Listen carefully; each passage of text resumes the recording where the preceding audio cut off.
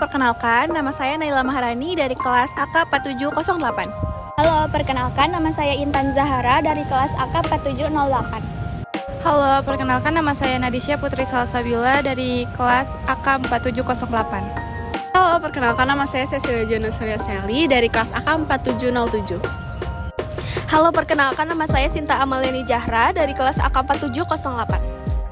Halo, perkenalkan nama saya Nabila Nur Salama dari kelas AK 4707.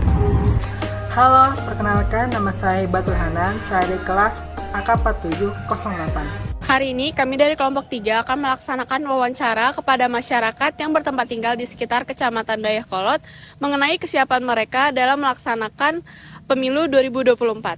Selamat menyaksikan.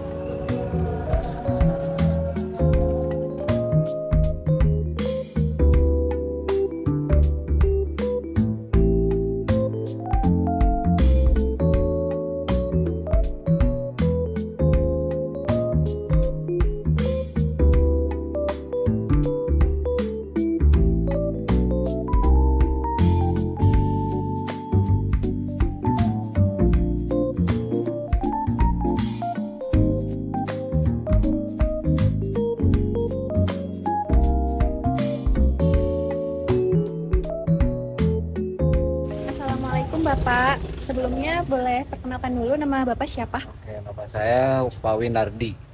Ya. Agas. Ibu Adi. Udah siap belum untuk melaksanakan pemilu tahun ini?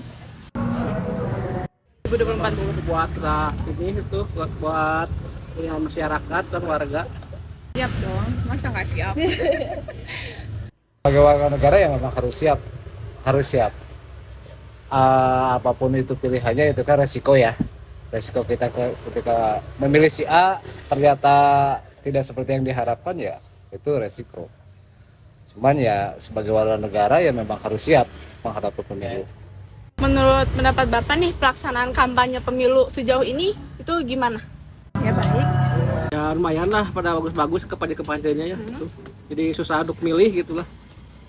Apa menurut Bapak pelaksanaan pemilu 2024 ini dapat terlaksana secara aman dan damai? Ya seharusnya aman dan damai ya tuh kalau terus semua kan gimana tuh. Ya kayaknya akan aman, akan damai dan aman. Ya berharapnya seperti itu ya. Tapi kalau ngelihat dari pemilu tahun 2019 banyaknya angka yang meninggal petugasnya, ya kita nggak tahu juga ya kemungkinannya, cuma berharapnya sih aman gitu. Dan damai ya kemungkinan bisa, kemungkinan juga ya yang namanya politik ya diutak-atik lah. strategi politik ya aman dan damai selalu bisa lah. Persiapan Ibu dalam berpartisipasi menciptakan pemilu yang kondusif tuh kayak gimana?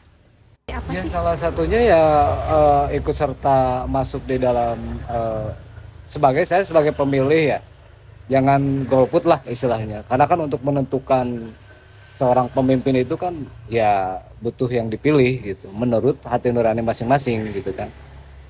Intinya mempersiapkan diri untuk memilih yang terbaik, itu aja.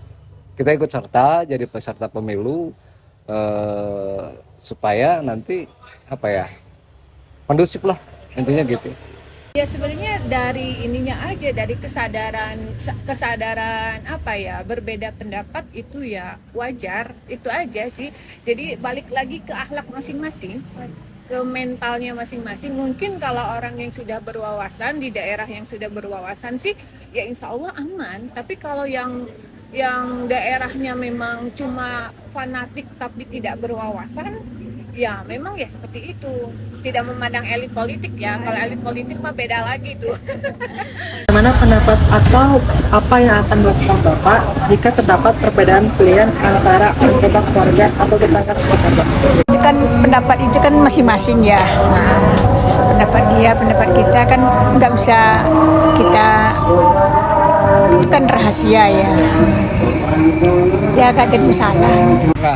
Nah itu kan demokrasi, yang namanya demokrasi bebas lah. Sekalipun saya seorang ayah sama anaknya berbeda sudut pandang gak jadi masalah, bebas aja.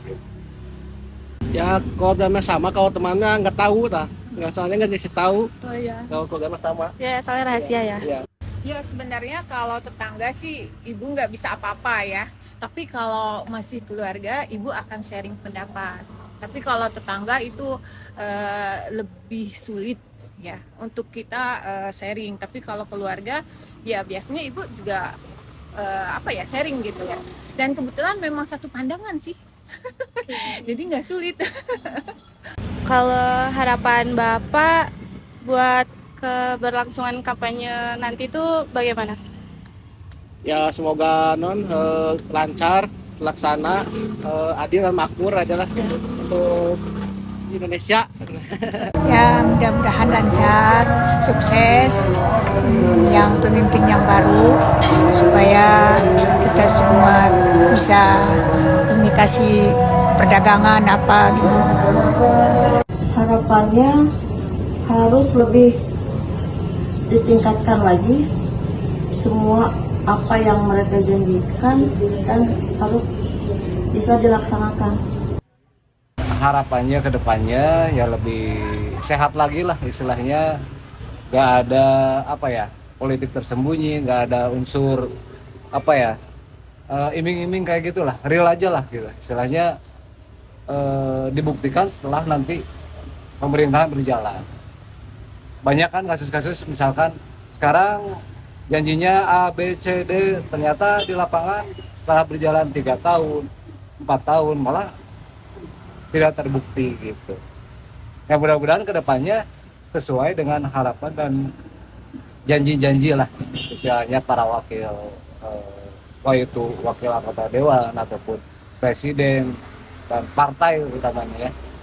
Ya harapannya sih yang pasti mah lebih jujur intinya mah pasti harus jujur. Terus ya kalau dari jujur itu sendiri pasti akan menciptakan keamanan, kenyamanan. Tapi kalau nggak jujur mah udah pasti banyak segala macam, banyak intrik, ya itu nggak nyaman pasti. Kesimpulan yang dapat kami ambil dari wawancara yang telah kami lakukan adalah bahwa setiap narasumber yang kami wawancarai sudah siap untuk mengikuti pemilu 2024. Beberapa dari mereka berpendapat bahwa pelaksanaan kampanye pemilu 2024 sudah terlaksana dengan cukup baik. Para narasumber juga berpendapat bahwa pemilu 2024 dapat terlaksanakan dengan aman dan damai jika para pemilih ikut serta secara aktif di dalam pemilu.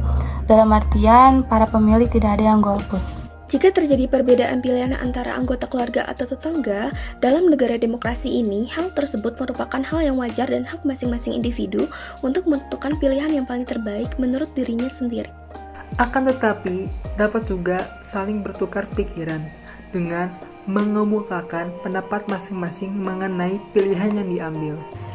Harapannya adalah semoga pemilu 2024 dapat berjalan dengan lancar dan lebih sehat lagi ke depannya tanpa adanya politik tersembunyi. Dan siapapun yang terpilih nanti semoga dapat menjalankan amanah yang telah diberikan dengan penuh tanggung jawab.